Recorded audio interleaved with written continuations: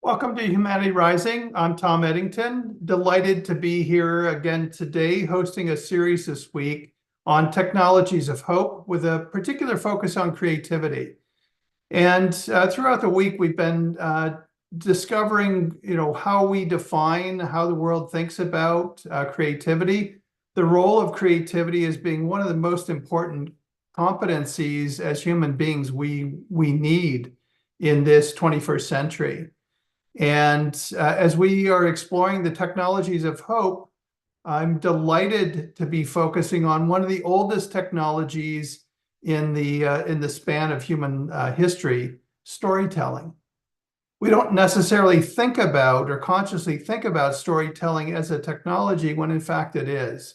Human language, human speech, and the ability to tell stories. And so delighted to have an extraordinary panel with us today as we explore storytelling as a technology of hope. I'd like to invite my co-host for the week, Dan McCann, to join us and kick us off. Good morning, Dan.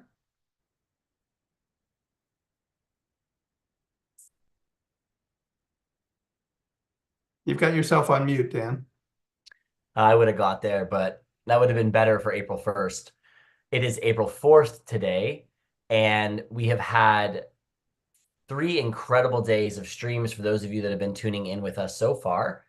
And yesterday in particular was a really incredible look at sound and music as a creative and healing technology, both from ancient times and what we can look forward to in the future. When it comes to today, we've got a really exciting and interesting conversation in store for you. Now, there are a lot of different topics that are ripe for discussion this morning, and we're going to, in a moment, invite our panelists to join and really look at a variety of ways we can learn and consider, maybe reconsider the notion that Tom just said, that stories are really the oldest technology there is. I would say, starting with ideas like intergenerational wisdom or indigenous and ancient wisdom is really the roots of our storytelling. So we can think about that, how indigenous and ancient wisdom has conveyed through the years, conveyed stories that have been passed down, serving as foundational technology, ways of doing things, knowing things for human communication and understanding. Another topic that you may not initially think of is eco-narratives and climate change. Building on traditional narratives, let's touch on the emergence of how eco-narratives can highlight environmental issues and inspire action towards a sustainability, reflecting our society's growing concern for this planet. How about virtual reality and immersive experiences? One very near and dear to my heart, and how I met one of our panelists. Transitioning to technological innovations, we'll touch on virtual reality and augmented reality and how they're creating immersive storytelling experiences, and could even allow audiences to step into and influence narratives in a 360-degree virtual world. Wearable technology and sensory storytelling, expanding on immersive experiences. We can examine the potential of wearable technology to incorporate touch, smell, and even taste into storytelling, enriching narratives with a multi-sensorial experience. Another topic that is quite curious is nonlinear and interactive narratives, exploring the shift from linear to nonlinear, where stories become interactive experiences and allow audiences to choose their own pathways, transforming passive observers into active participants, or say, as they say, breaking that fourth wall and being in the action all around you. Ethical considerations in storytelling. As we delve into more advanced storytelling technologies, let's also consider ethical responsibilities of storytellers in shaping society's values especially when stories become highly immersive and influential. And they could blur the lines between reality and fiction, discussing the impact maybe of deep fakes, synthetic media. We can contemplate increasingly blurred lines between what's real and what's fiction, and the implications for truth and trust in storytelling. How about AI and algorithm-driven stories? Approaching the cutting edge of storytelling technology, let's consider how AI might generate dynamic, adaptive stories tailored to individual readers and their specific interests, offering a glimpse into the future of highly personalized storytelling experiences. Crowdsourced and collaborative narratives. Yesterday and through some of the streams, we touched on the notion of collective creativity, which is the theme of tomorrow's wrap-up day. So let's discuss the potential for stories to be created collaboratively by global communities, leveraging diverse experiences and perspectives for both richer and more inclusive narratives. And then, has anyone thought of quantum storytelling? Finally, let's speculate on that speculative concept of quantum storytelling, where quantum computing could allow narratives to exist in multiple states simultaneously, challenging our very perceptions of reality and narrative coherence. So if there's some new terms here, that's quite okay. We won't cover it all, but we really wanted to broaden the scope on what is a story, the technology of a story, as we trace the evolution of storytelling from its ancient origins through modern technological innovations, culminating in speculative future possibilities that could redefine the human creative spirit and what it means to tell a story. So with that, I'd love to introduce three great, diverse, brilliant storytellers. First, Nancy Tilbury, if you want to turn on your camera and join our audience, I believe tuning in from East London. Good morning, Nancy. So there's a lot I could say about your background. I'll just say a couple of areas, but I had the pleasure of working with you some decade ago now, it seems, when we were doing a really leading project with Cirque du Soleil, looking at the future of storytelling and how did we immerse people into a world that, only the magic of story could really bring to life. And now Nancy has been a distinguished artist and executive creative director, known for your innovative work all over the world, specifically at the crossroads of innovation and technology and emotion and technology, with a very diverse background that touches music, tech, fashion, art, and more. Her projects have achieved global recognition and commercial success. As the co-founder of Studio XO, she's done work behind groundbreaking endeavors with a couple of names you might recognize, folks like Lady Gaga and Nike, Bowie, and others, blending cutting-edge tech with human emotion. Her academic and consulting roles further highlight her commitment to merging technology with the human experience, and maybe in ways you wouldn't expect, sort of on the skin, in a way that could feel cyborg or futuristic, but that always maintains the humanistic connection to emotion. Thank you for being here, Nancy, and welcome to the stream.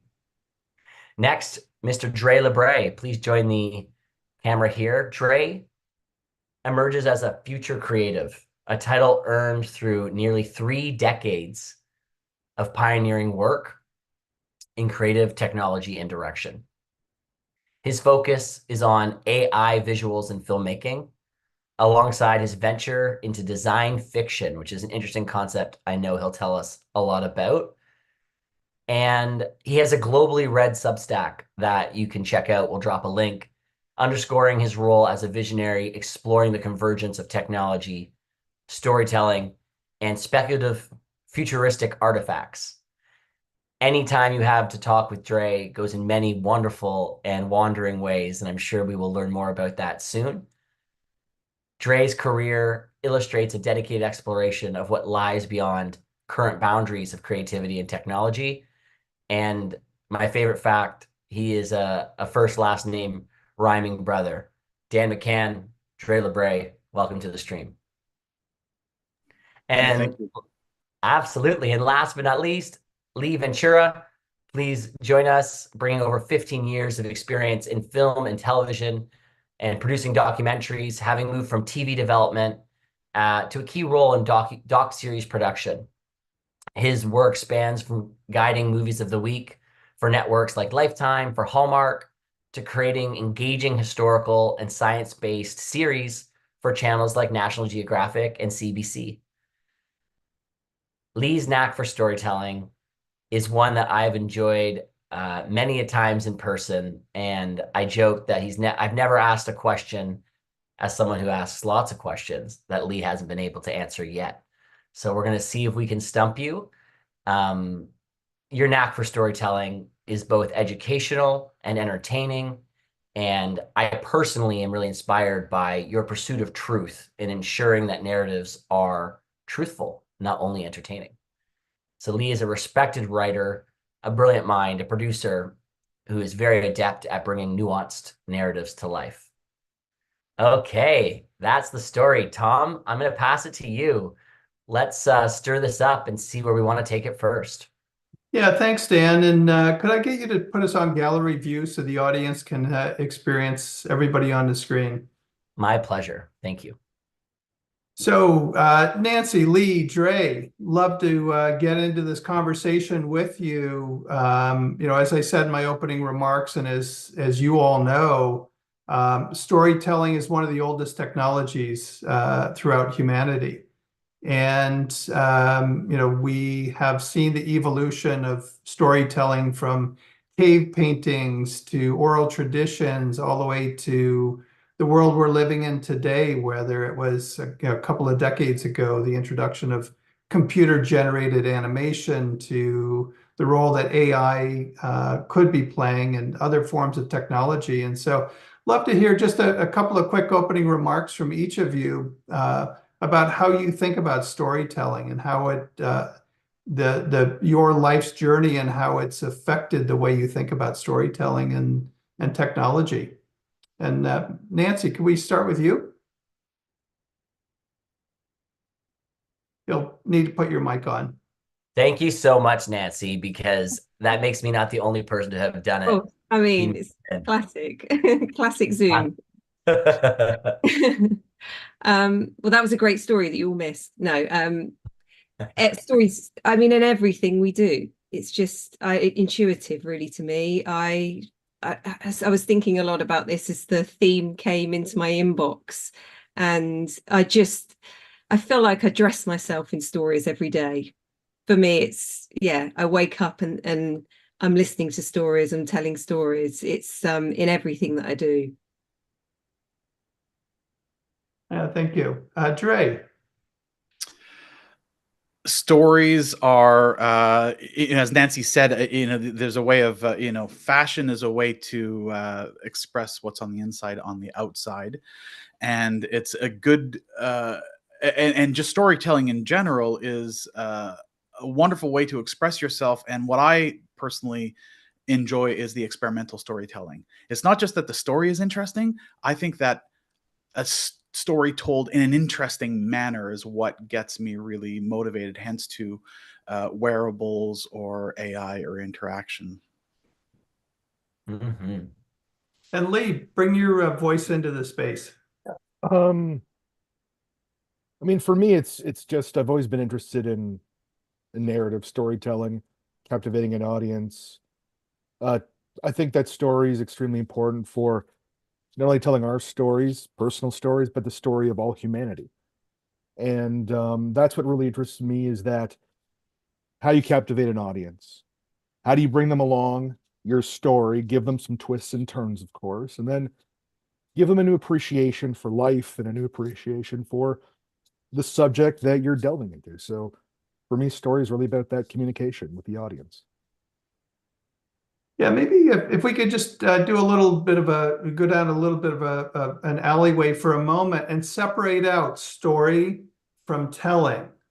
And I'd love to hear from each of you how you think about the generation of story and then how it's told, and separating out those two very important pieces of the history of the creation of story and the expression of it throughout your career and your life.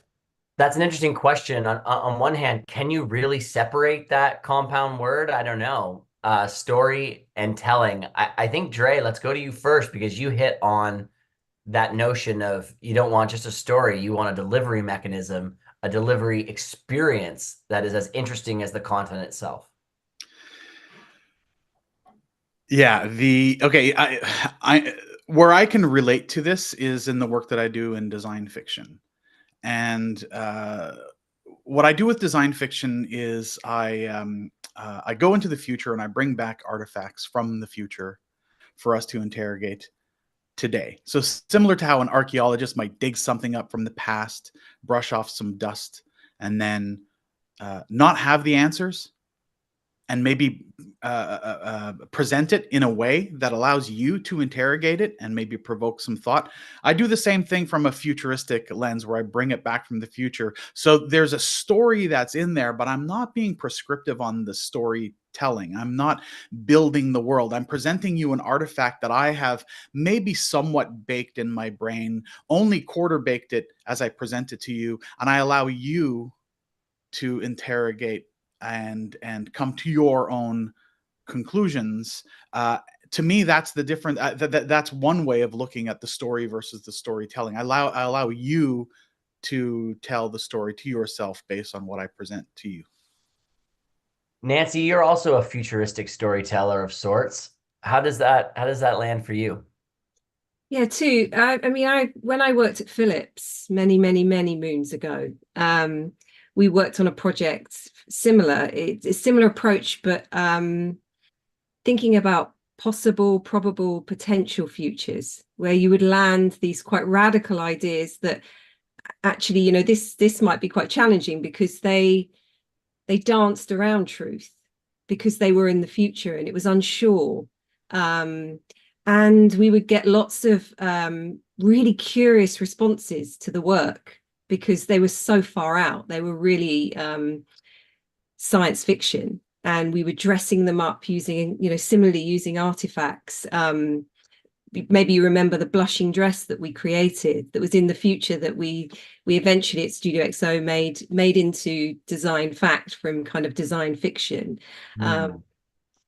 So I love the idea of possibility and just putting it out there, and finding out what people's sort of own truth is when they attach to something that might be. And, you know, hopefully when we tell our stories, we inspire people to find the great and the good in them. But sometimes our stories were quite challenging, and people were, you know, they were very sort of torn in their feelings towards, you know, back in sort of 20 years ago, emotional sensing. You know, we see it so much now, but then the idea that an artifact would blush for you in the story, you know, in the kind of worn story, you know, that was really interesting. And I also had an experience this year where I went to the Northern Territories. So I was told a story in silence. So I stood in a cave with some original cave drawings with nobody telling me the story. So I was thinking, when you were saying about separating story and telling, I did have an experience of a non-told story. So that was really, you know, I wanted to share that because that was quite profound as somebody who thought they knew lots about storytelling. Fascinating. There's so many rich threads already. Yesterday, we spoke about music and sound as a healing and creative technology. And of the many themes that came out of it, when we're talking about sound and noise, the one of the primary themes was the power of silence. And the space in between, and how that really allows an artist or anyone build and to play with that tension, and how that is helpful in meditative practices from which creation can come out of. So I love that distinction you're making about being able to observe a story being told in silence. Mhm. Lee, Dre spoke about a very futuristic, and Nancy has now touched on both. Take it whatever way you'd like, but I personally would love to hear some sort of remarks as a historian and a documentarian about stories old as time. Well, stories traditionally were supposed to communicate to people about threats or proper way of conduct. So one of the oldest stories in the West, of course, is the Odyssey. That's where Odysseus goes on this big long boat trip across the Mediterranean, where he's tossed from port to port, lots of fun adventures. And that story is really about how to be a proper guest and a proper host. So in that storytelling, you're getting this is how you conduct yourself in this life. This is how you conduct yourself in this world. What do you say we're doing so far as guests and hosts? Fantastic. Okay, just Love checking. The gods will not take vengeance upon you. Now, when it comes to other types of storytelling, there's two examples I want to talk about in a broad historical context. You guys are taking to the future, I'll take it to the past. And I think it's important because the past will tell us how these things have been used. There's two stories I want to talk about. One is this is from the indigenous people of the northwestern United States and Canada. They have a story about the Thunderbird and the whale. So in this story, these two gigantic animals clash, and in this clash, the earth shakes and rumbles, and there's this great destruction upon the land. Now, this story at first was just taken as just a story. Then people in Japan, they have tsunami markers. So they measure where the wave of the tsunami came. And in 1700, there was a particularly bad tsunami. Now, with this information and these two stories, you're like, how do these two things connect at all? Well, the story of the Thunderbird and the whale and that tsunami marker are actually tellings of the same event. Around 1700, a massive earthquake shook the Cascadia region of North America. So there's this thing called the Cascadia fault line. And when it cracks about a 9.2, 9.1 powerful earthquake, which creates these tsunami waves and destroys things. So from that story, we have this information that there was a horrific earthquake. So that's one, and that informed us that this Cascadia fault line, which I know Dan, you live in the Northwest right now. You understand the danger, right? So that informed the danger of living in this area and how this is this fault line. Another story is in Lake Ness in Africa. People there for generations had a story about this evil that lived in the lake. Don't go near the lake. Do not go, especially during the night. There's an evil that lurks there. Then sometime in, I believe it was the 1970s, everyone in a village who lived near this lake died mysteriously. They just died. What happened was the lake was a volcanic lake, and gas built up at the bottom of this lake. And there was a turnover where the gas from the bottom of the lake came up and then it spread across the caldera where the people were living. So these ancient stories were warning people, do not live here. So a lot of times stories have truth in them. These ancient stories that we tell, they have truth in them and they're important because they have these truths that we don't understand. Maybe they're personal truths. Maybe they're a bigger truth. But, in these stories of monsters or of mythical creatures, sometimes there's something there. And we need to look at them and examine them and sort of piece together what people were trying to tell us in the past. Taken that way, it really does sound like a technology, right? It's not just for entertainment, but a warning passed down through time. You touched on something at the end there, personal truths, and you mentioned a couple of stories. I'm curious just to toss to the panel, and Tom included, what are your favorite stories? What is your favorite story? Lee mentioned some mythology, and there's a lot of ways you can take this. You can quote a movie, you can quote a parable or a metaphor or a concept, a rags to riches story. So maybe just throw out some examples that come up for you as an example of, a story that you like. The anti-hero story, the Joseph Campbell hero's journey. What's coming up for you? Dan, can I answer that question by not answering the question right away and maybe giving everyone a little time to think what their answer is, including myself? You know what I loved about hearing you talk about storytelling, Lee, is that it really underlines the idea that stories are oftentimes abstractions of real events. And what stories can do is they allow you to paint that picture in your mind. And there is something about, having been a creative director for a really long time, there's one thing to instruct someone to do something versus leading them to the answer and having them discover it themselves. And when you abstract the story, you could say, there was a terrible tsunami that happened here, and this is where it happened. That might not stick as well as the story of the whale and the Thunderbird, with then abstracts it. And then as you have that realization, understanding what the meaning of the story is, there's that aha moment that just kind of sticks in your brain a lot better than if you were to be told the story, not even told the story, if you just told the truth or the event that way. So that's what I love about storytelling, is the ability to have that aha moment that sticks with you even better. Mm-hmm.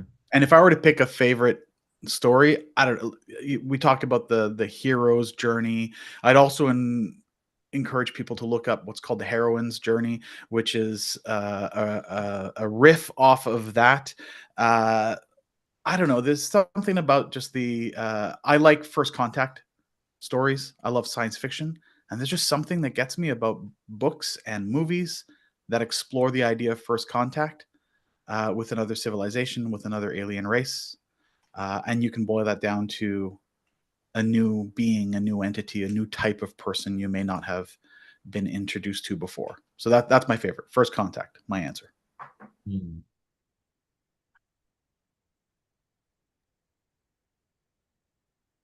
Who's going to go next?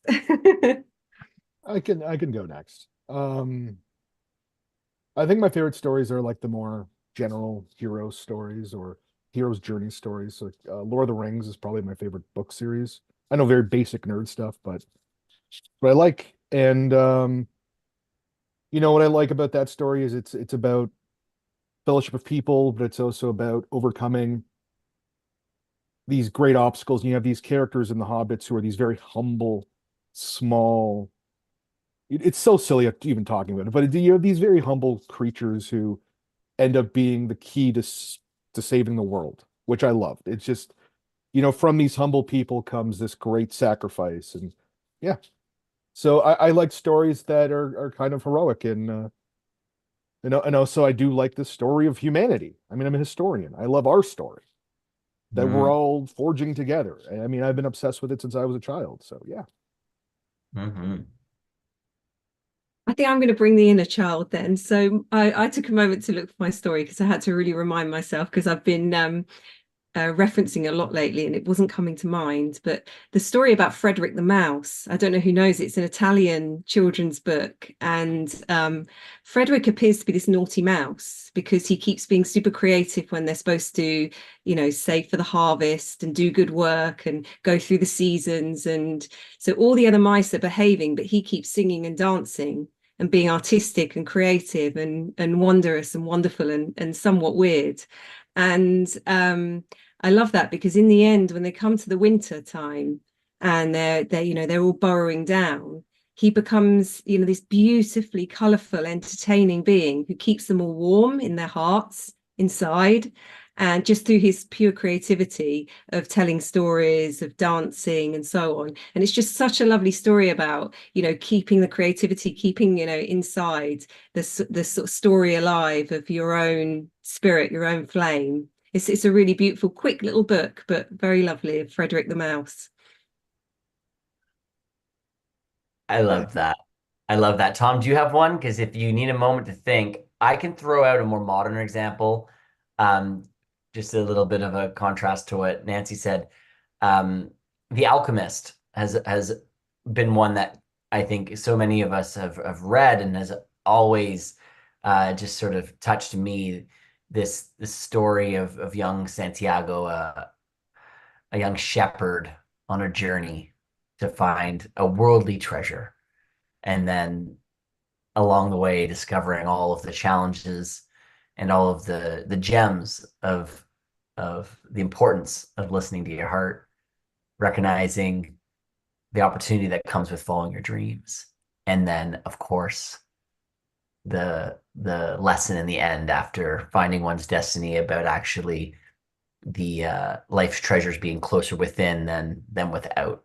So I'm a bit of a I think you call them Bildungstra. Am I getting that right from grade 12 English? Is that the term for a coming of age story? And I really love the ones that have a you know, some could say cheesy, I won't, a beautiful, profound lesson packaged in there too.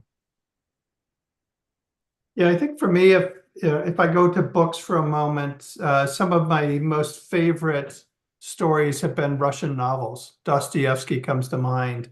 Just the extraordinary writing that goes into the character development and the plot and the storyline. Just, you know, we look at the Russian culture as being particularly good at playing chess. I mean, so many of the grandmasters have come out of Russia, and I think about a lot of the Russian novels or classic Russian novels have had that complexity that a strategic grandmaster in chess would have. In terms of film, I love films that play with reality. I look at something like the Gwyneth Paltrow film from several years ago, Sliding Doors, where one moment she's getting on a train and her life was set off in a direction because of the people she interacted with, and then there was a sequence where she catches a train or doesn't catch the train, and her life goes on a different path just because of the coincidence of life, and that play and the ability of film to be able to transport us is a wonderful way of a technique of storytelling. The other for me would be any film that can really get to evoking human emotion. And if I can get completely lost in a film and just overwhelmed by my emotion, it's a wonderful experience.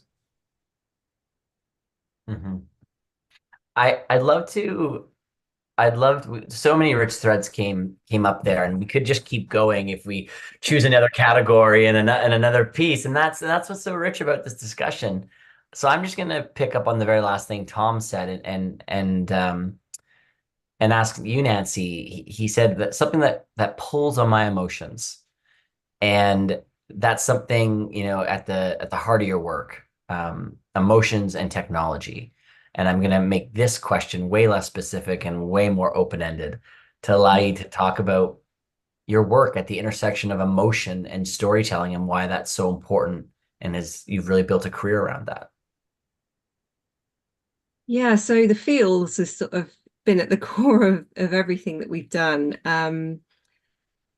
I suppose that, you know, I'm quite clairsentient, you know, I've got it all going on, and in terms of talking about blushing dresses and so on.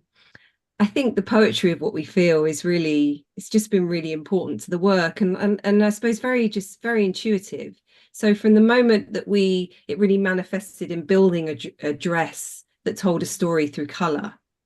And, you know, it blushed and it moved and it used projection and, you know, all sorts of wonderful things. And we we published it and put it out in the world, and it had such a great response. It sort of shaped its own story, and that led us to some of those ginormous big names that you spoke about. But I think the idea of, you know, emotion in, you know, whether it's a truth story, you know, it's from the past, like the moment that I stood in the cave and was looking at the cave drawings in silence, and to being on a, you know, at the Grammys and just watching, you know, building a stage in 26 minutes and having to make people feel the biggest, largest emotions, you know, to grasp their attention in that time. It's you know, it's just that sort of roundabout of feelings, if that makes sense. I'm hoping I'm making some sense. And so every time we start a project, you know, we asked ourselves, what do we want to make people feel? You know, and that's carried on since Studio XO.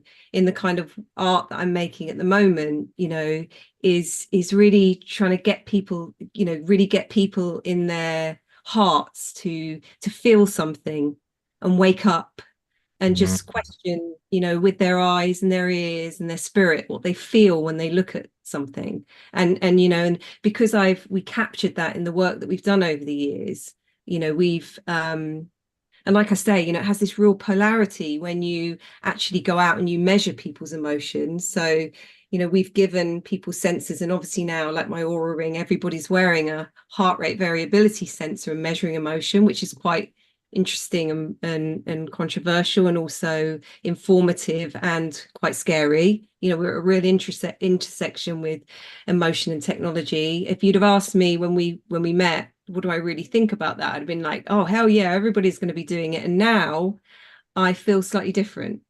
You know, I'm much more cautious, much more cautious and considered and learned about it. So and why is that? Just say more, please. Well, in the time since we met, you know, I've been on a journey, you know, an internal journey around emotion, and I've had a very external career about emotion, you know, making sort of ordering emotions like a Deliveroo. So I'm going to make people feel in this story, tell them. And, you know, we've pulled it off many times, you know, with that fourth wall stuff that you talk about when you produce something at the Grammys, or you're doing something on a world stage where people are touring, and you can see the awe in people's faces.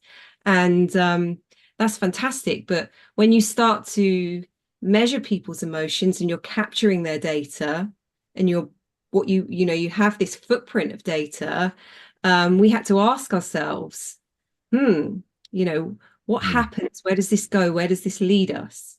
And maybe that's a really great segue for somebody else to step in, because you know, as we make AI stories and we match them to wearables where we're feeling certain emotions that have been evoked by content that we've created, where is the true self, and in relation to kind of ordered feelings, if you like. So, you know, I think we're at a really interesting place with how we play with emotion and storytelling, and where we introduce technology, the technologies that exist now, and the, you know, evoking of emotion. ... Yeah, I'm just gonna eat the metaphorical popcorn here and look at you three gentlemen, see where you're gonna take that.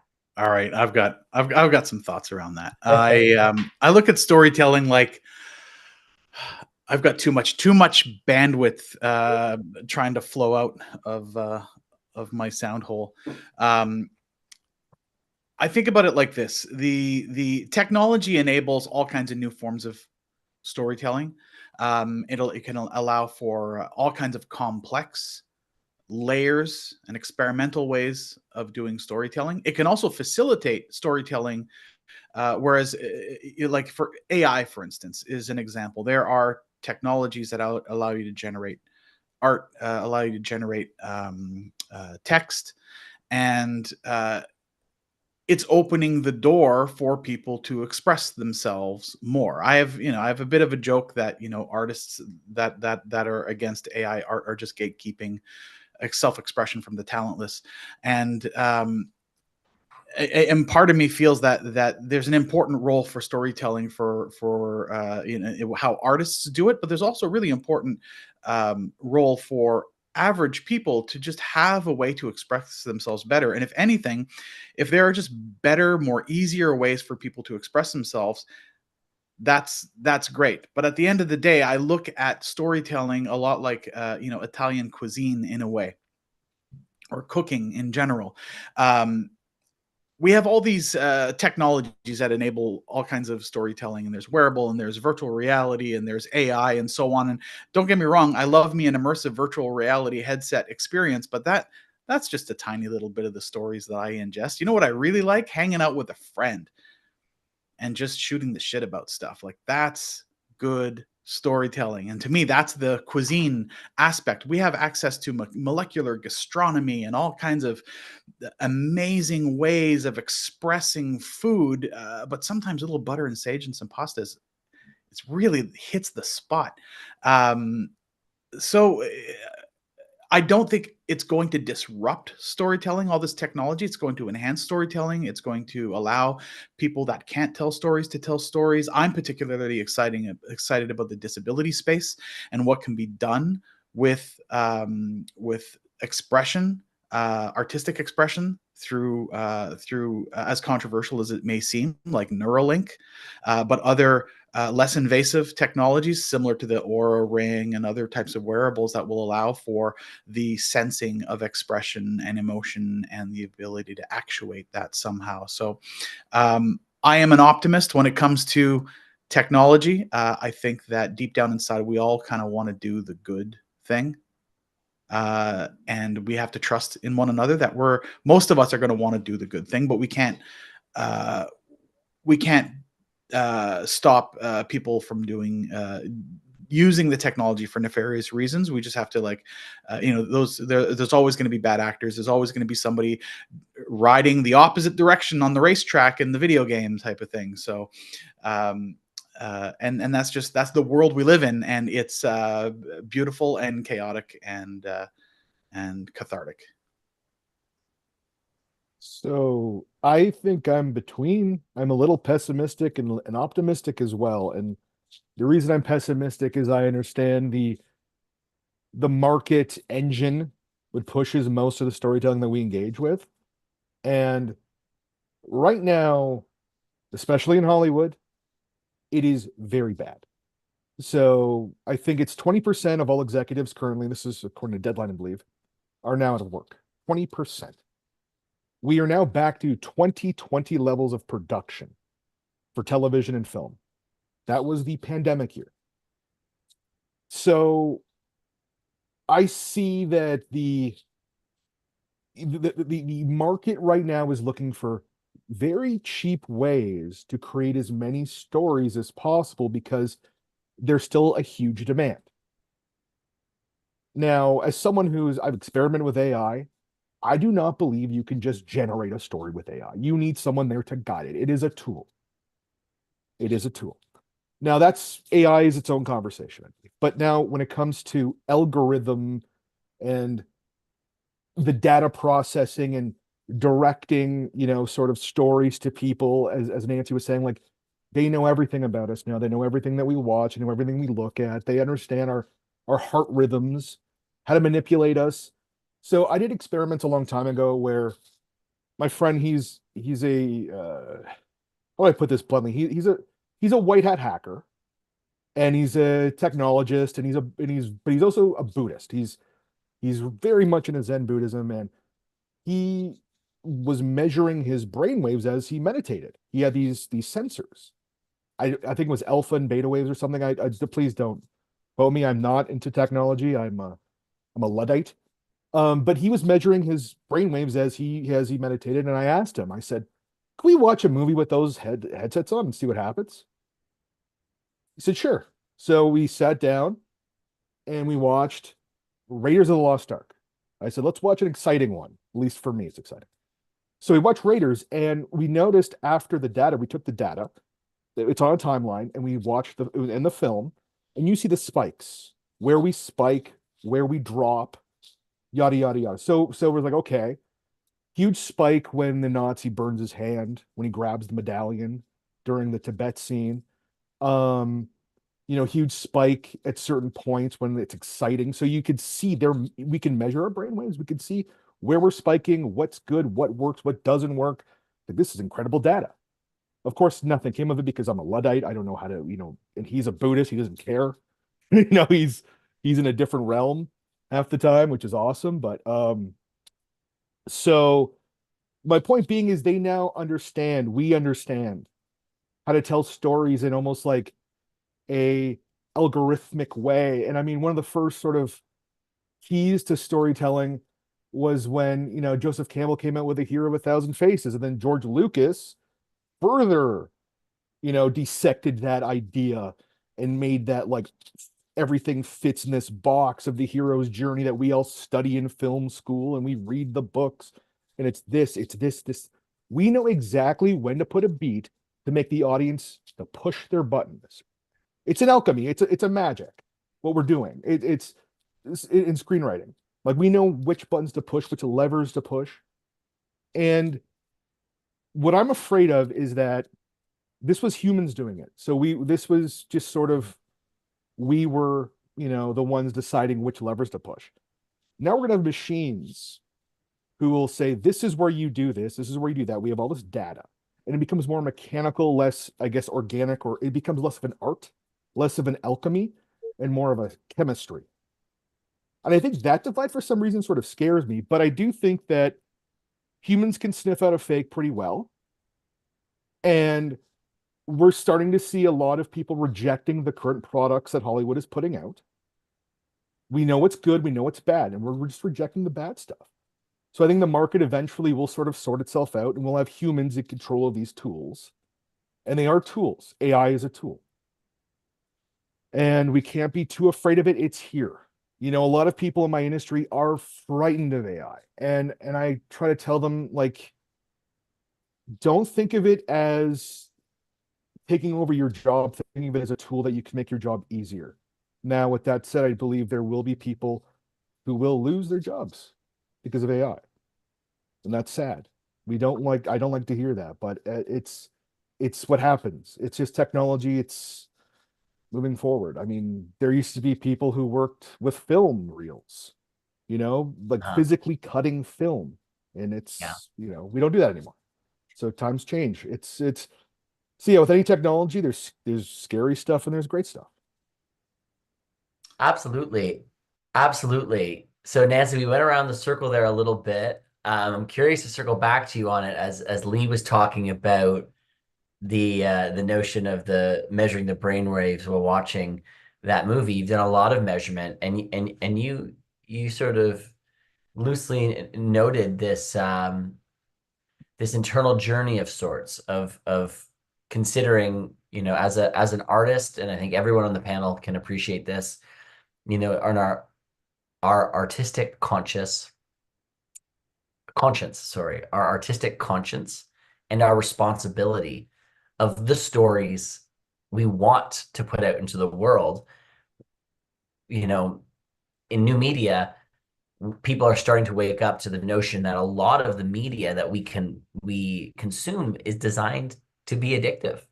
And I personally have been inspired by Tristan Willis's Time Well Spent initiative around, trying to help people understand where they're spending their time. So if we were to kind of pull the moment that we're in, take a pulse of where we are, and it sounds like you might have been doing this. Where do you think we are as storytellers in terms of our ability to help people wake up, as you said? Yeah, it's a great question. And I do agree. I think people are, they're rejecting bad content. I don't know about you guys, but I just can't watch another kind of, there's somebody died and there's a whole bunch of, with the detectives. I mean, that is just, I'm so over it.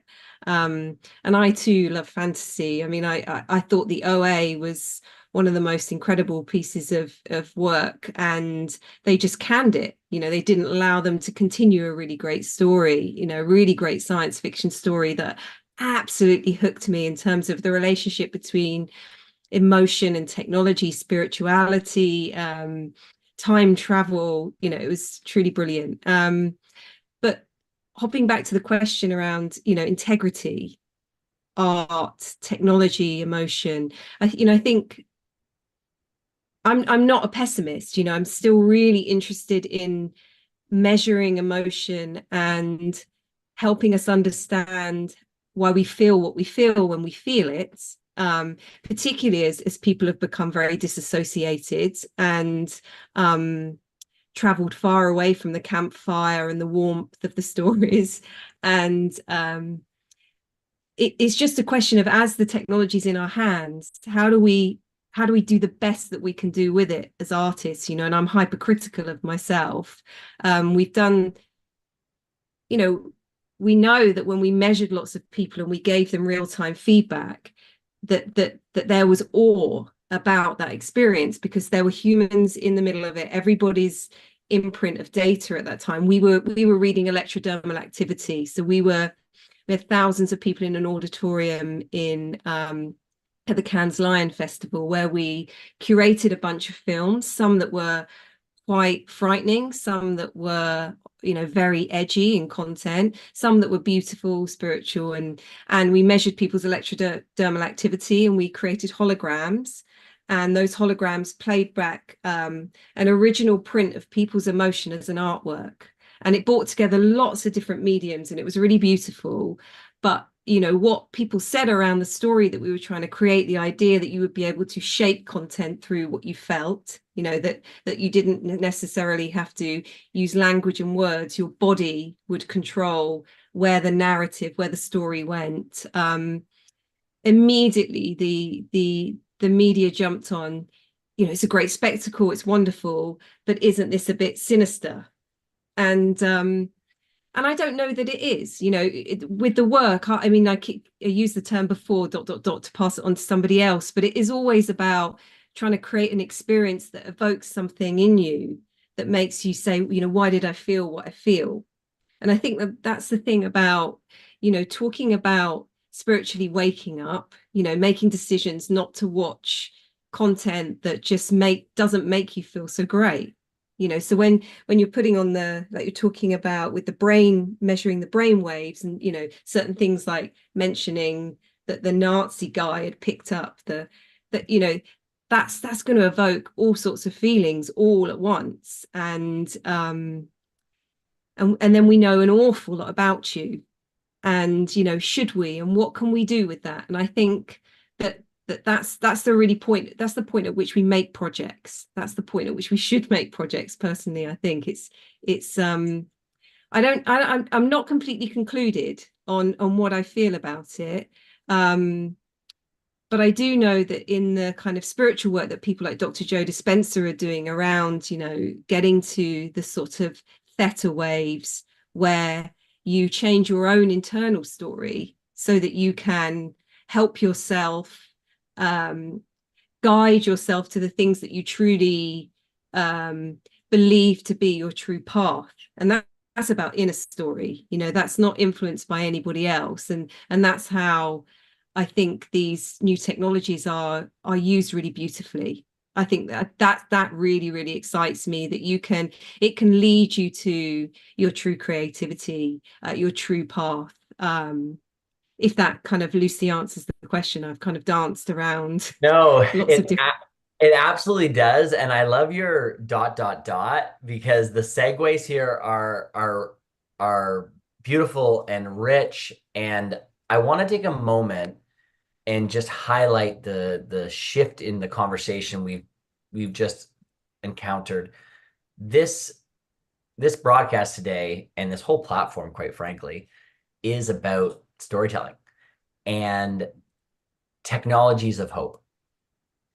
And our goal this week is to impart on people not just important issues for humanity to rise, but in my view, the importance of optimism and hope. And Tom, you've been involved with producing some 10 different films and I don't know, 150 of these broadcasts. And obviously, storytelling is near and dear to your heart, and not just your average stories. Documentaries like Endangered on endangered species, on important work to get out around civil rights.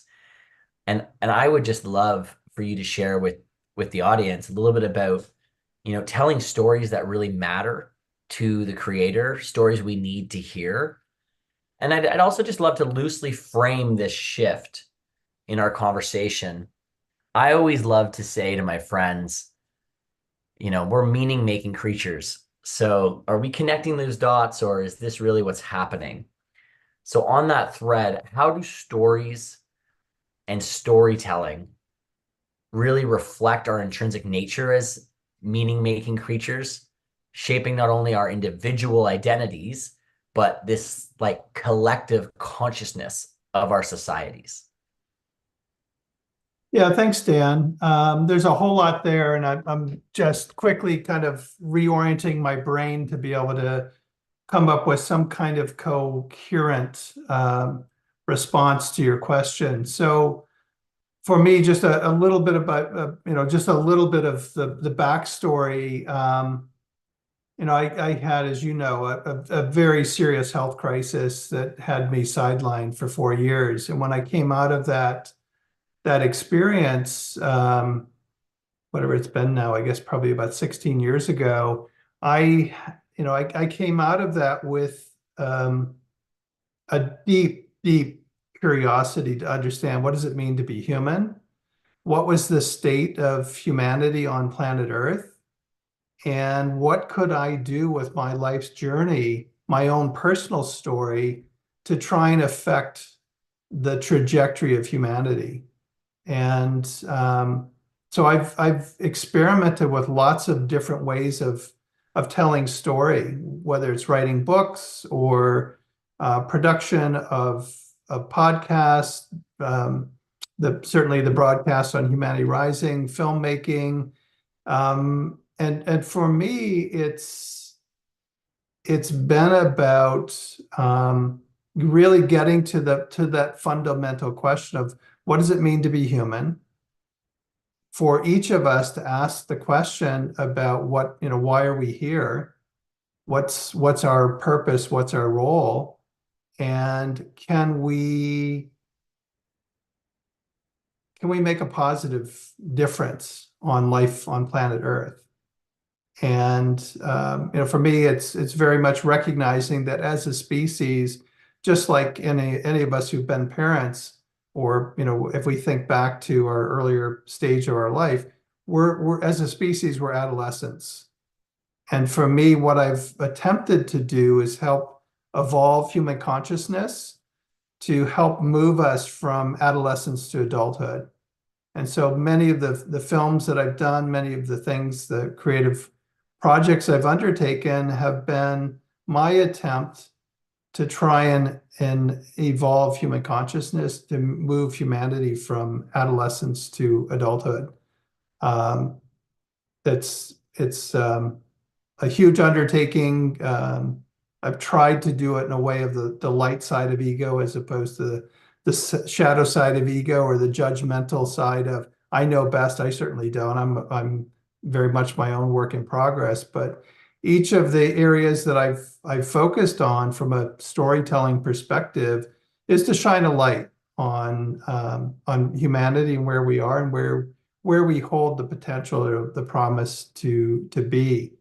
And I've experimented with CGI when it first came out, and the 3 films I had a chance to work on, they had mediocre success because fundamentally the story just wasn't that good. And it was cheap and efficient, and it was a great way to play with the technology. But if the story's not sound, if the story's not captivating, if it's not compelling, it doesn't work. And that was a good lesson to learn. And it just took me back to, and reminds me over and over again, to make sure the story's right. I'm so glad I had that opportunity on air to ask you that question. Um, we've had a lot of really incredible panelists on this week. And to start off the week, we had a Stanford professor, Michael Ray.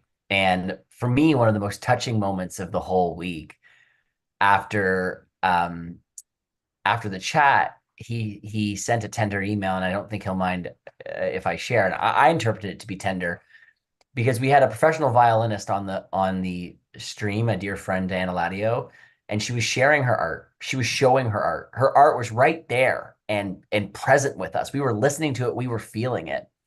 And I kind of tried to ask Michael, what's your creativity? What's your art? And for whatever reason, it didn't come totally obvious until after. And he said, my art is my writing. I'm an author, 10 times author. And he sent this note and he said, I'm in my late 70s here. And I wish that I had shared a piece of my art and read this story. And so Tom read it the next day as a little piece for him. And it really means a lot to me to get that moment to actually highlight your art as a storyteller for good, Tom. And I think, honestly, that's what we're here to do. And I'm inspired by that cause. I'm inspired by your story that you just shared. And I think it's important to share stories. I think we can talk about these great stories and forget the potency and the power of story to move people.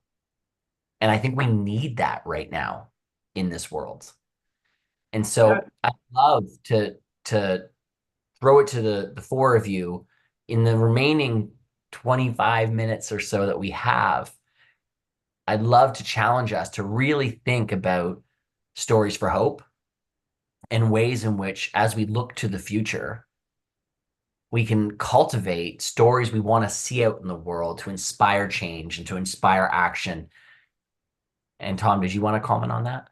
Yeah, I was just going to, before the three of you respond, I just wanted to share something. So I talked a little bit about CGI and my experience with it. And with AI, I hold it as sort of that next evolution of what technology can do from a storytelling perspective as a wonderful tool. But with that, I think of J.K. Rowling and her work, and when she broke out on the scene with the whole Harry Potter series, it's that brilliance, it's that storytelling that I hope as a species, whatever happens with AI, whatever happens with other technology, I hope that there's always the J.K. Rowlings of the world who break out onto the not only as a literary piece of work, body of work, but also the commercial success and the accessibility of that storytelling. And so for me, if I think about the hopefulness, I want to believe that there's always going to be writers, filmmakers, artists, storytellers who have the way to captivate the imagination of humanity in the most fun and creative and inspiring way. And so I'll turn it over to the three of you whenever any of you are inspired to speak, to just talk about what you think about storytelling and the potential of it and the hopefulness of the possibility of storytelling. I like what you said about something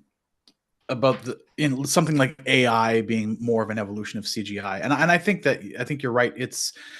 There's a lot of hype around it today, but when I think of the evolution of CGI, and I worked in that industry early in my career, when Toy Story came out, as much as that was a groundbreaking 3D animated series, that ruffled a lot of feathers, because what was it going to do to all the traditional cell animators out there?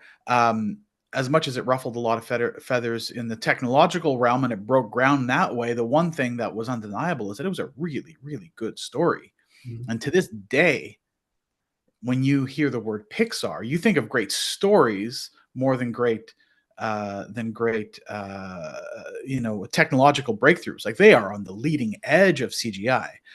We don't really talk about that. That wonderful Pixar book is all about the story. It's they barely touch on the technology. So to me, we're in the early days of pre-Pixar with AI, and a lot of people are experimenting, and I'm doing the same thing. I'm experimenting with stuff, but and the hardest part of AI is this coming up with a good story to tell. I can make flashy images until the cows come home. That's easy. That's super easy. I can fill my Instagram forever with AI stuff. Will you give a shit about it? Maybe not. Probably not, actually. But yeah, having that great story is really, really important. And then just to focus the microscope on hope. We did talk about, there's turmoil going on in Hollywood, for instance, with the advent of what's going on. But not to sound completely pessimistic, but they kind of did it to themselves. Like, we live in this like monoculture of entertainment where if you watch a movie, it's probably a superhero film, and if you watch TV, it's probably a crime drama that's titled as an acronym. We're in this world now where that's being shaken up, and the cost of quality has come down significantly.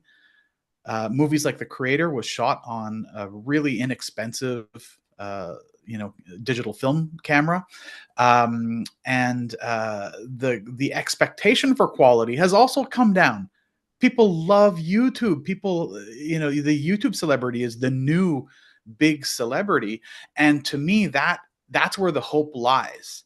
It means that you and your phone and a great idea is all that's needed to do something that can have global reach, that can tell those stories, and we can get away from, let's say, the monoculture. The fact that we like entertainment is broken down, like we can call it Hollywood, like it all comes out of one place, a few buildings in one geographical location by a few dozen of the same people over and over again. We now have this ability to tell the stories of our people, of our experiences, of the drought, the flood, the famine, the tsunami stories. We can tell the stories that really truly matter to us on a local nature. So maybe part of the hope is that we get into the 100-mile storytelling, the same way that there's the 100-mile diet, right?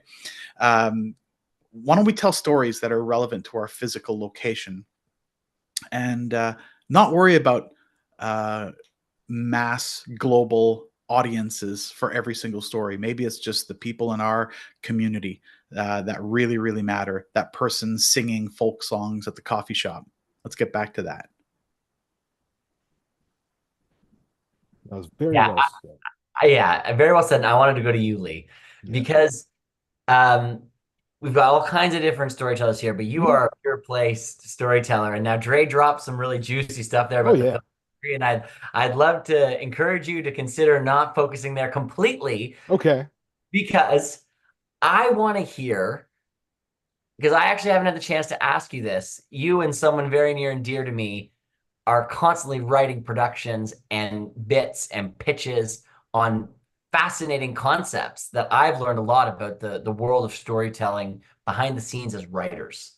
And so when Dre says, I can put all these fancy graphics on my Instagram all day, but the real challenge and the value is in a great story, I thought, ding, ding, ding, your career is not going anywhere, my friend. And I want to know, what are the stories that Lee Ventura wants to tell if you had the ability and you could tell any story? And hopefully you could say whatever you want, of course, no censoring here, but hopefully it's in a hopeful for humanity kind of way, rather than Lord of the Rings at the moment. Well, Lord of the Rings is hopeful. It's a story of humble people defeating evil. It's quite beautiful, actually. Now, in regards to what Dre was saying, a lot of it pinged off for me. Pixar, for example, used to take 5 years to write a script. 5 years of the best talent in Hollywood. And they would bring in outside creatives to help mold in script doctor these scripts. 5 years. Now they're probably pumping out a script in 1 or 2 years. So you're seeing that commitment to quality was so important to Pixar's brand is gone. Now, in regards to the audience and what we want, we do want a good story. You brought up The Creator. Another film that was relatively cheap to make was Godzilla Minus One. Godzilla Minus One had an incredible story. It cost about $12 to $15 million, and it was a smash hit. And it was because of the story. I don't care that it had Godzilla in it. Godzilla was a stand-in for anything. It was the story about people trying to pick up the pieces after the Second World War.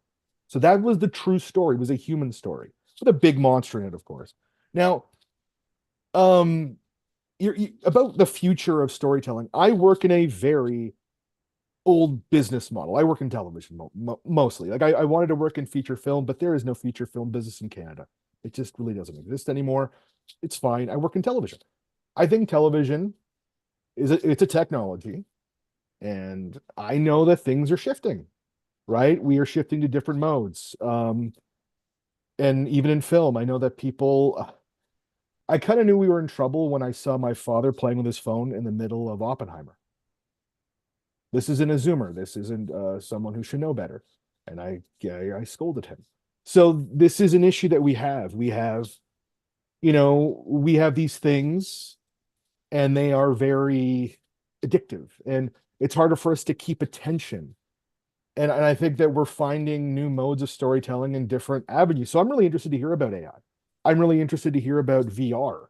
And I also think the future of storytelling is going to be in these more interactive spaces. I think that, things that Nancy, that you're doing, like that is where the future of storytelling is going to be. It's going to be less in this one-way communication that we have with the television screen, where the television tells us a story, then we just ingest it. It's going to be interactive. And I think that's where the future of storytelling is going to be. And we're going to be able to tell amazing stories there. We have to take our time, learn our tools, which is the craft of storytelling, and really start molding things and put some care in it, some artfulness in it. That's what's important. Care, time. You just can't make something amazing in a day. It just isn't going to happen. I mean, I've written a script in a week. That movie was great, let me tell you. Fantastic. But it is what it is. It is what it is. Time is very important for artists. Sometimes too much time is not good, but yeah. Nancy, you and I had a really big timeline, the project we were working on. It wasn't crunched into design sprints and create, go at all. So I hear you, Lee, on the artistic constraints that are sometimes on us, budgets and whatnot. I hope I answered your question.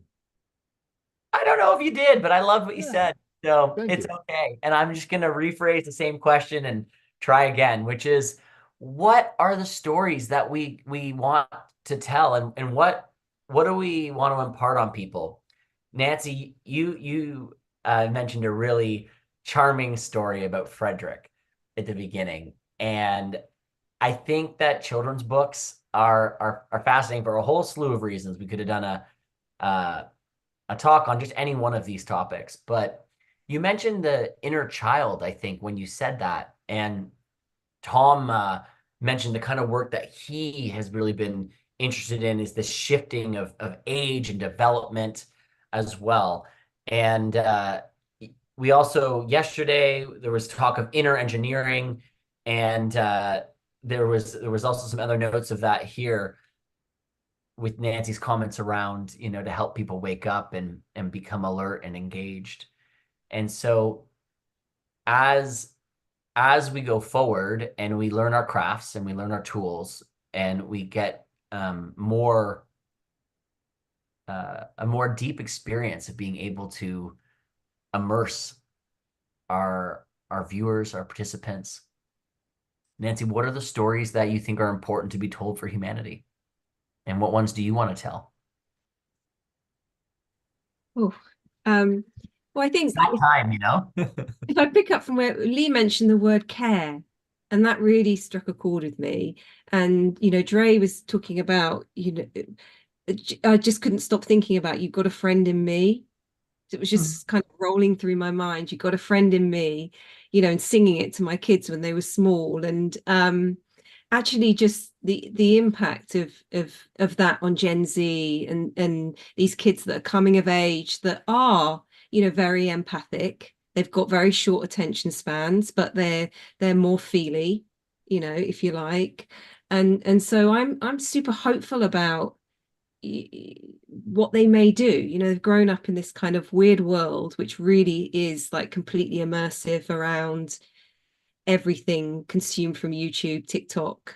And I do think we really need care at the center of it. I think that word that you used, Lee, was really important as the kind of content that we make shifts from where we are right now, using all the beautiful tools. I think we need to be fearless about AI and own it from a human perspective and inject lots of emotion into it and art, art that comes from source. I think people want to wake up their inner child and, don't want to watch people getting murdered and pillaged and, and unless it's maybe in, some great fantasy, but it's, I don't know. I feel like we are at a real crossroads with storytelling content and the way we consume content. So the kind of things that we were working on, Dan, all those moons ago, about immersing people in their experience and making them feel all the feels, all the emotions, that these kind of cinematic stories, you're at the center of it. Like when you go to something like Secret Cinema, where with Secret Cinema, you have the experience of the film, you dress up, you take part, every inch of it, you're performing it, and it's such an awe-inspiring feeling. You're singing along, you're dancing, there's so many people are going to, want to dance, particularly post-COVID. It's not all doom and gloom. And I think participation around what we feel within the stories, because if you were by the campfire, I don't imagine that everybody sat still. Some of the stories, folklore was sung, some were poetry, some were dance. I think we're going to get back to a lot of that. I think people are really seeking, they don't want to go back to the past, but we certainly want to get in touch with some of those old stories, those our sort of indigenous self. Lots of work is being done around, intergenerational storytelling, both good and bad and in between, and it's teaching us so much. And I'm hoping that some of those things will enrich the stories of tomorrow and create a lot of healing, so that we can move forward and have a really bright future. I don't think it's all doom and gloom.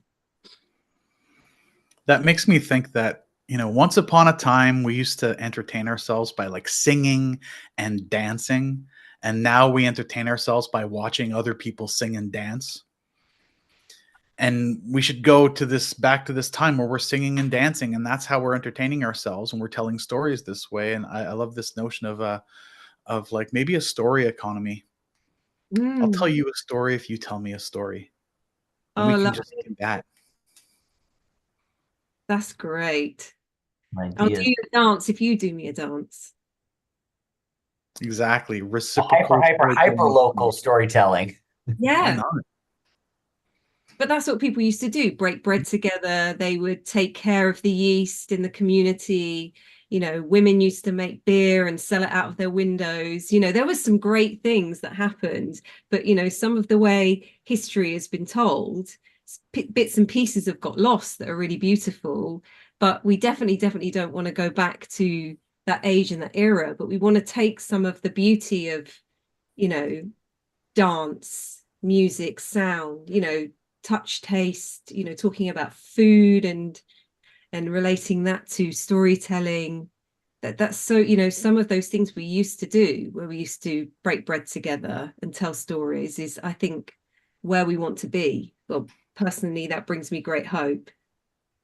And then we could compare how we tell our stories on this side versus on that side. It's like, oh, I love your Thunderbird and the whale story, it's like that reminds me of the seagull and the shark story that we have in our culture, right? And there's so much variety and diversity that we can apply to stories that can make them so much more interesting and so much more rich and personal. I have to say, to sometimes my partner's chagrin, I love the meta. And in this very moment, this panel and everyone, we are inside of a story. Dre is doing a design fiction with us right now. This is what it is. This notion of a story economy. And I can't wait to see your Substack about this idea and the artifacts you're going to bring back. Maybe I'll do that today. That'll be today's entry. Lee, what were you going to say? I think everyone said something. Everyone said something that was like very beautiful, and I come from things more of a materialistic sort of output, and I don't mean that like in a vulgar sense of the word. I mean that more of just like an actual, earthly sense of the word. And when I look at the future of storytelling, I sort of look at it through that lens, like how is it going to look, a very practical viewpoint. And I see a decentralization of storytelling where we're no longer going to have this sort of like industry. So in the hands of everybody now is a production studio. And we are seeing that, the fruit of that. And there's good and there's bad in that, of course. But I also see that we need to tell stories that are there's two things we need to do. We need to tell stories that are inspiring to people. That we live in a time where we don't have the same, I guess, hopefulness we had in the 20th century, which is odd because people were living under the constant fear of thermonuclear war, but there was still a hopefulness. We're going to go to the stars. We're going to conquer space. People had like these dreams of this future. And I think we need to reclaim that. We need to reclaim that kind of dream of a future, be it Star Trek or what have you. I'm not, a Trekkie, but I'm just saying something where humanity needs to set a course. We need to set a course. We need positive ideas, which will put us on a course of positivity instead of this sort of, I feel like we're almost in a spin cycle, and the pandemic did not help it. The 21st century, I should say, so far it started off with such a great feeling. I was a young man, but I remember there was this great feeling at the millennia. And then, then things progressed and it hasn't been so great, especially for my generation. We've gone through multiple wars, multiple economic downturns. So I think a lot of people are struggling to find the positivity in the world, but we have to see it. We have to believe in a future. We have to. And I think that's really important. What we storytellers have to do is to bring people to see that humanity can evolve. We can, get to somewhere which is better than where we are right now. And another thing too is I think the modes of storytelling have to change. Like the traditional storytelling, the film, the TV show, they're going away, and we'll find new ways. And, how do we expect people to listen if we just do the same stuff over and over again? We need new ideas. And I think they're coming. And I'm really excited to see what people are up to. Well, it's late in the broadcast, but something that has occurred to me in the last few minutes is, historically the storyteller would tell the story and it would survive only if there were listeners, if people were interested in the story. And then as we moved from the individual storyteller to the author, to the filmmaker, there was an editor, somebody involved in that creative process. And we're at a point now where that editorial role doesn't seemingly exist anymore. And we're coming into this new realm of storytelling with social media, with the cost, the barriers to entry to storytelling at a mass level. And we don't have the ability for an editor, for somebody to ascertain the truth of the story that's being told. And it feels like we're we're entering that next generation, that next phase of storytelling, and it's scary. It's the Wild West of storytelling, and I'm curious, just as we're wrapping up the program, if any of you have any thoughts on that.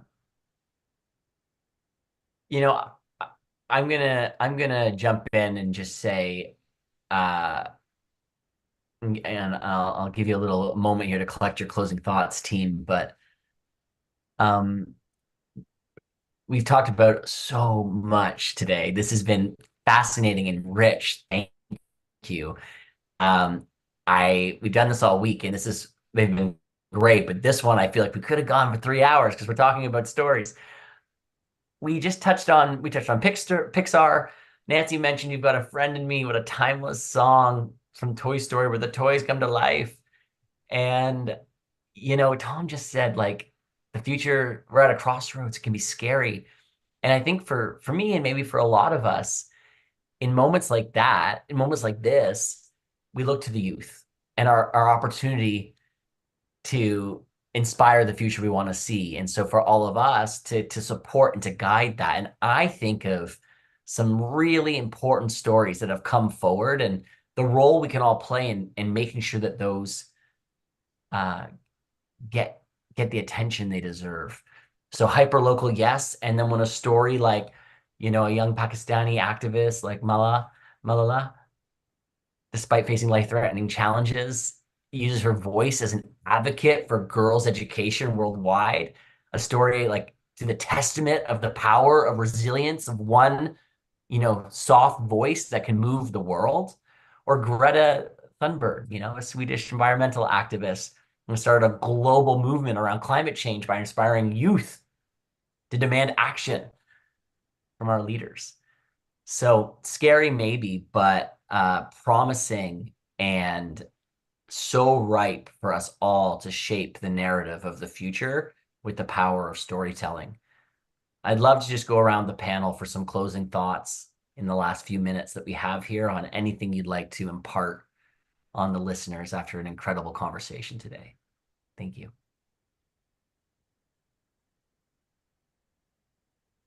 Who's Yeah. next? You. Am I up? Sorry. I could hear like people waffling in the background. Well, with the theme, I am hopeful. My son said to me this morning, we've spent a lot of time, our generation, he's 19, looking at nostalgia. Nostalgia is now, it's time to move forward. And even though as the light and the darkness collide, I think we've got to get out of the fear. We've been in a fear state for too long. So I think it's up to us. We choose. And as we step forward and we create these new stories, I think I'm very, very excited having two young, I've got a 16 and 19-year-old in my home, and the stories that I hear, I won't repeat here, but I am super hopeful. I think got to get out of the fear and move into the light. And there's so much beauty out there. And I think we're in that shift, and I'm super excited about that. And certainly the stories where we wake up is where I want to be.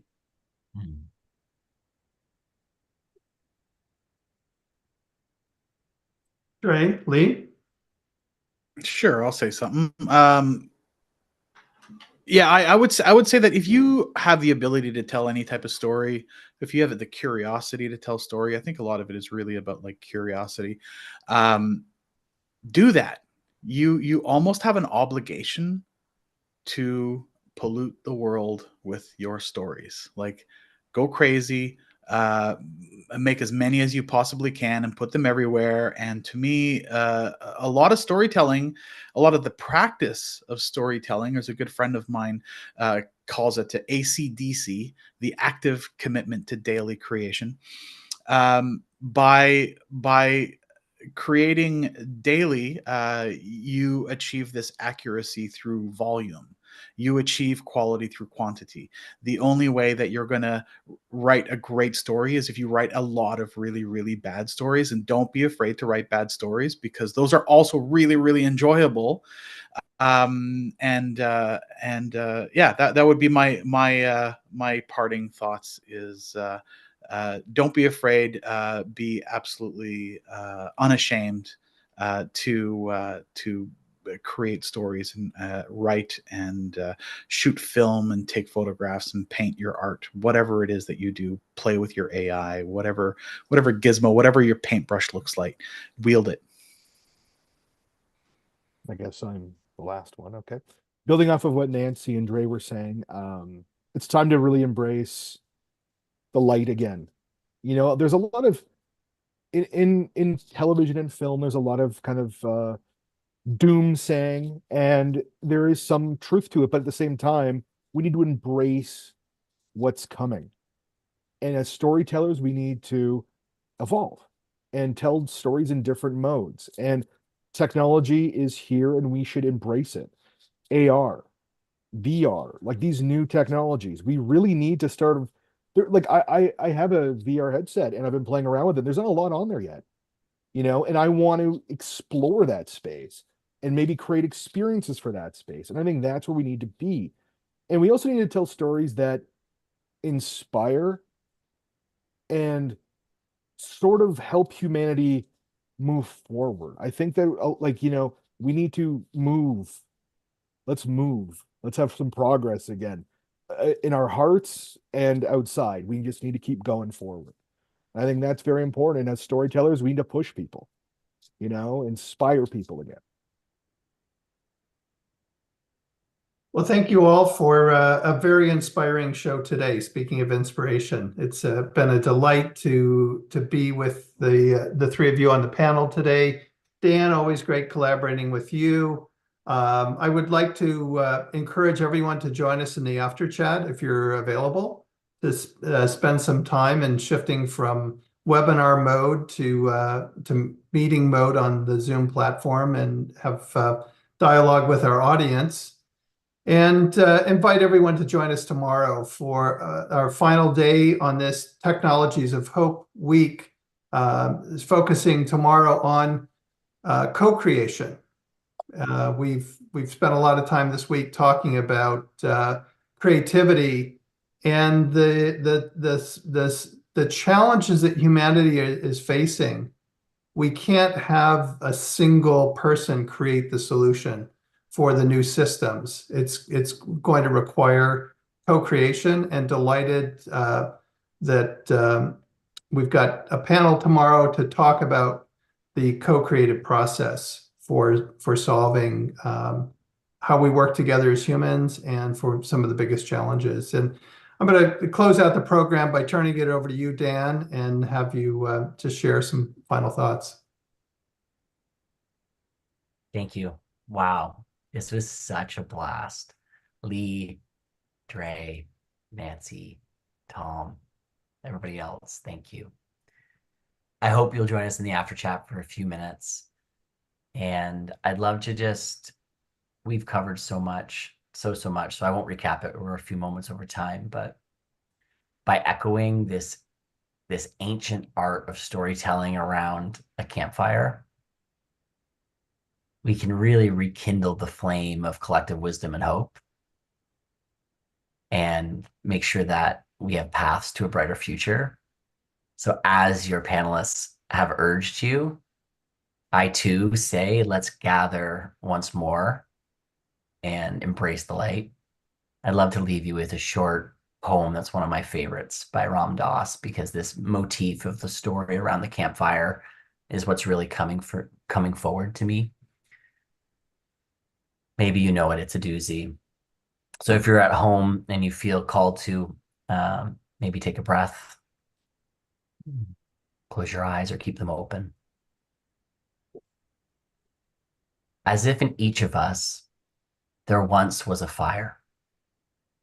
And for some of us, there seem as if there are only ashes now.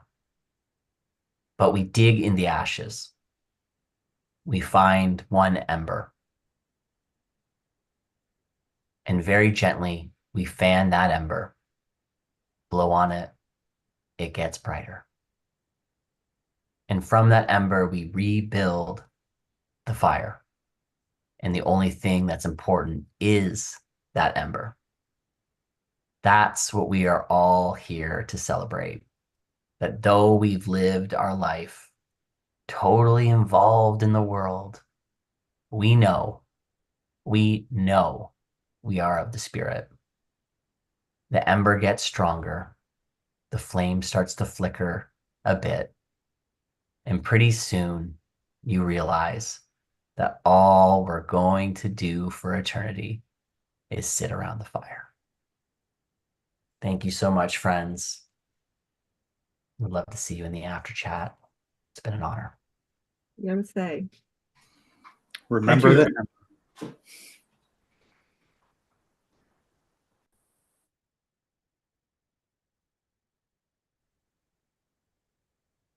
I'm just going to say to the panelists, grab the link there before I close the stream for the after chat so it's handy for you, from Stan.